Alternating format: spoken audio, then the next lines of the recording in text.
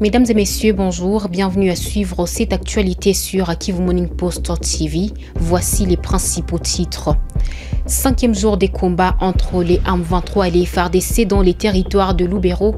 Des armes continuent à s'aimer la panique dans la région.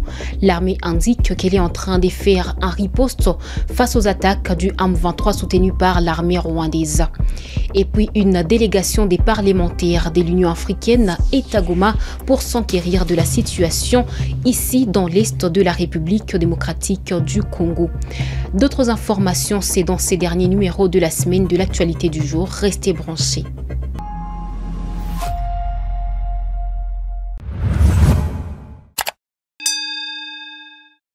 Encore une fois, bonjour et bienvenue aux détails dans cette actualité sur Kivu Morning Post. Des affrontements violents entre les rebelles du M23 soutenus par le Rwanda et l'armée congolaise appuyée par les Wazalendo ont repris ce vendredi 6 décembre dans le territoire de Lubero.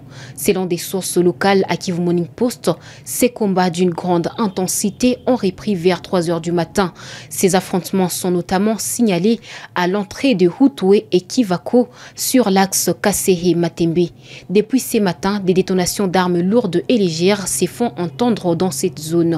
Suivant à ces sujets le lieutenant Mbouy Kalonji, porte-parole de l'opération Front Nord. Oui, chers collègues, comme vous le savez, nous sommes au 5e jour consécutif où les FARDC, engagés dans toutes les lignes d'attaque des opérations Front Nord, bien sûr, sont en train de riposter face aux attaques perpétrées de l'ennemi, les forces de défense du Rwanda et leurs supplétifs du M23, qui, depuis lors, ne cessent point d'exhiber leur défaillance dans les théâtres des opérations. Face à cette résistance farouche, plusieurs tirs sont nourris aux côtés des FARDC, ne laissant aucune minute de repos, je dis bien aucune minute de repos, à cette nébuleuse force de défense du Rwanda et leur supplétif du M23. Et je profite aussi de cette occasion appeler la population au calme, à être sereine et à demeurer confiant en son armée. Rappelons que les affrontements continuent malgré les mesures de cessez-le-feu violées par les RDF M23. Une délégation du Parlement panafricain est arrivée ce jeudi 5 décembre dans la ville de Goma, en province du Nord Kivu, pour s'enquérir de la situation sécuritaire qui prévaut dans la partie est de la province du Nord Kivu, ici en République démocratique du Congo. Depuis les premières heures de ce vendredi, ces parlementaires reçoivent différentes délégations. Suivant à ces sujets le professeur Timéléon Baïkoua, vice-président de la commission coopération internationale et règlement des conflits. Parlement panafricain. Nous avons été mandatés par nos collègues députés du Parlement panafricain de venir nous enquérir de la situation sécuritaire, de la situation de paix dans l'Est du Congo démocratique. Donc l'objectif principal c'est cela, afin de permettre de présenter un rapport je dirais, complet à la plénière qui par la suite fera une recommandation qui sera présentée au chef d'État de l'Union africaine pour décision. Donc nous sommes dans une démarche, une première démarche qui certainement nous amènera à aller dans d'autres pays, des pays voisins, pour essayer de circonscrire la situation dans laquelle se trouve aujourd'hui l'Est du Congo démocratique. Et ce matin, le gouverneur militaire vous a briefé la situation de l'Est de la République démocratique du Congo. Qu'est-ce qu'il vous a dit? Alors, ce serait, je dirais, trop long, parce qu'il y a beaucoup de choses à dire. Il nous a dit beaucoup de choses également. Il nous a donné un document, un support écrit qui nous permettent déjà de comprendre très rapidement l'essentiel de ce qui se passe ici comme drame dans ce pays-là, et également aussi des mesures qui sont prises, des mesures conservatoires qui sont prises.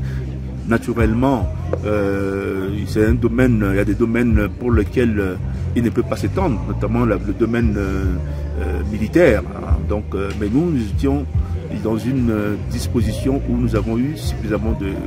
Alors, donc la situation humanitaire, naturellement, la situation des déplacés, la situation économique. Hein. Il a présenté Goma avant les conflits et Goma après le conflit. Et nous avons compris que vos ressources naturelles, qui sont très importantes, sont aussi à l'origine de vos malheurs. Je dirais finalement votre le drame congolais. Après avoir échangé avec cette délégation, le gouverneur précise que des doléances leur ont été présentées pour qu'ils portent des problèmes du Nord Kivu au plus haut point afin que des solutions soient rapidement trouvées. Le général-major Peter Chirimwami, gouverneur militaire du Nord Kivu. Comme vous le savez, nous avions reçu la délégation des parlementaires panafricains. Ils sont venus s'enquérir de la situation sécuritaire qui prévale dans la province du Nord Kivu. On a eu le temps de les briefer. On a eu le temps aussi de recevoir certaines questions. On a donné des réponses. Et c'est à la satisfaction de tout le monde que nous avons clôturé la séance. Oui, comme vous le savez, il y a quelques semaines, nous avions reçu l'envoyé spécial de l'Union africaine. Surtout que nous avions des préoccupations. Chaque fois que nous sommes en interaction avec les délégations qui viennent des pays en dehors de l'Afrique, ils nous disent, vous êtes agressés, c'est vrai. Vous demandez qu'on plaide pour vous, mais l'Afrique fait quoi? Parce que l'Afrique semble être indifférente par rapport au calvaire que vous êtes en train de vivre. Et nous, on a pensé que c'était un moment idéal, comme on a reçu la délégation, pour qu'on puisse exprimer vivement cette inquiétude et demander à ce que les parlementaires portent très haut la voix de la province du Nord Kivu en demandant de plaider pour nous. Parce que les efforts du gouvernement sont énormes, mais le gouvernement ou la RDC seule ne saura pas y arriver si elle n'est pas avec toute l'Afrique. L'organisation Good Samaritan for Education Organization a distribué ce vendredi 6 décembre des bâches aux habitants du camp des Bouchagara situé dans les territoires de Nyiragongo en province du Nord Kivu. Ces bâches essentielles pour renforcer les abris des fortunes visent à protéger les familles vulnérables exposées aux intempéries pendant cette période pluvieuse. Selon les coordonnateurs de cette organisation, les conditions de vie des déplacés déjà difficiles en raison du manque d'accès à l'eau potable, aux soins de santé et à une alimentation suffisante se détériorent davantage avec les pluies incessantes. William Omonde réitère l'engagement du GSAEO à soutenir les déplacés en détresse et appelle à une mobilisation collective pour répondre à l'urgence humanitaire persistante dans les territoires de Nyiragongo. William Omonde s'exprime ici. Oui, de toutes les façons, aujourd'hui, c'était la distribution des bâches aux ménages affectés par les crises au Nord Kivu, dont le ménage du site de déplacés de Bouchagara. C'est là où nous sommes aujourd'hui. On est passé à l'identification de 200 ménages et aujourd'hui nous sommes venus servir 100 ménages à travers l'organisation Bon Samaritain pour l'éducation et avec l'assistance de Bassanja Coalition. Oui, à travers ces gestes, nous voulons pallier au problème des abris qui est dans les sites aujourd'hui. Plusieurs abris déplacés sont déjà endommagés.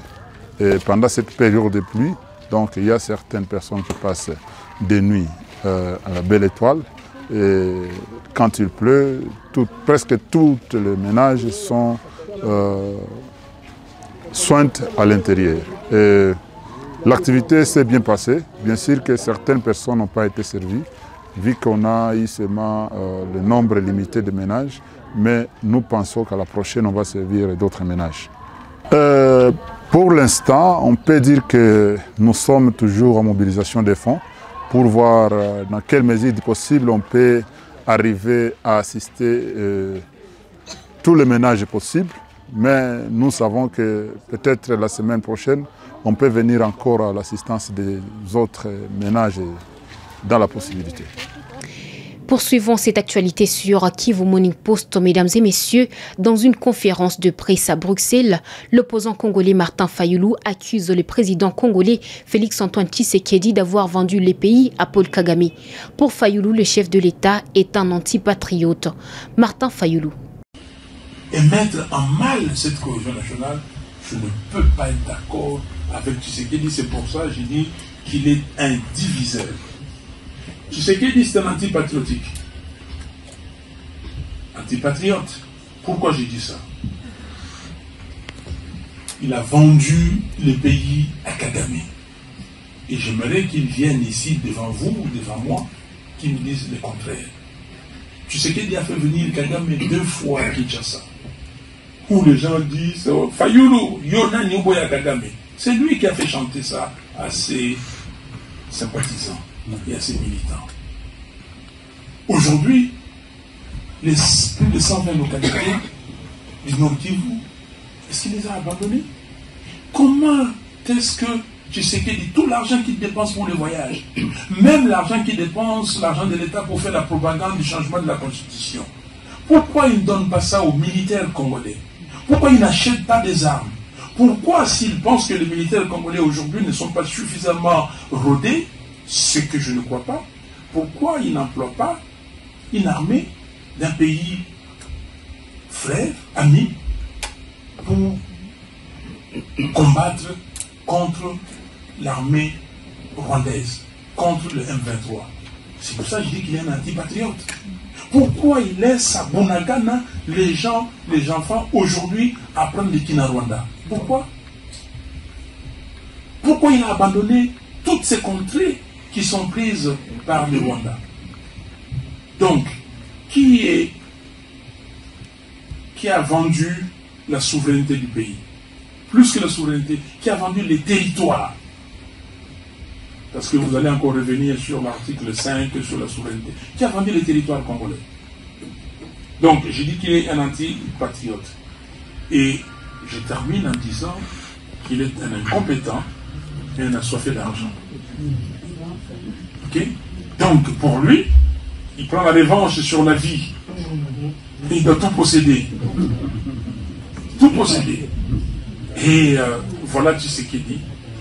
Et nous disons que non, chers frères et sœurs, messieurs, mesdames, et les journalistes, et nous devons arrêter Tshisekedi dans cette entreprise. Il ne passera pas, il ne faut pas que ça vienne à l'esprit de quelqu'un que Tshisekedi peut battre le peuple congolais.